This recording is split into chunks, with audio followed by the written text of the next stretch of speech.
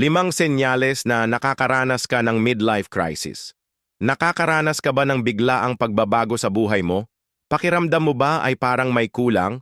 Baka midlife crisis na yan. Sa video na ito, pag-uusapan natin ang 5 senyales ng midlife crisis. Ano ang midlife crisis? Ang midlife crisis ay isang emosyonal at mental na pagsubok na nararanasan ng karamihan sa edad 35 hanggang 55. Madalas itong nauugnay tungkol sa buhay, pagsisisi o pakiramdam na hindi mo naabot ang mga pangarap mo. Ika-1, pakiramdam mo ay nawawalan ng silbi ang buhay mo. Madalas mong iniisip, ganito na lang ba ako habang buhay? Naghahanap ka ng bagong kahulugan sa buhay mo, pero hindi mo alam kung saan magsisimula.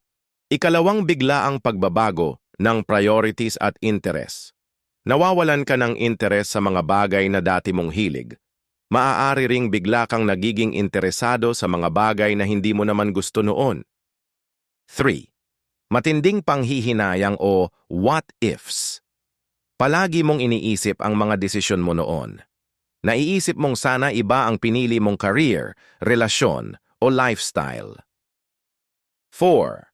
Pagnanais ng biglaang pagbabago sa buhay.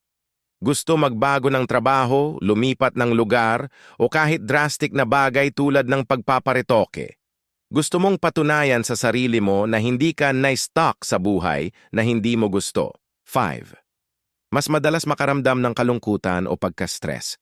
Hindi mo maipaliwanag kung bakit parang laging may kulang o bakit malungkot ka kahit wala namang dahilan. Minsan, nauuwi ito sa anxiety o mild depression. Ano ang dapat gawin? Kung nararamdaman mo ang mga ito, huwag kang mag-alala. Hindi ka nag-iisa. Importante ang self-reflection at paggawa ng mga hakbang para sa personal growth. Thank you, ka-goals! Please share and subscribe para sa more helpful content.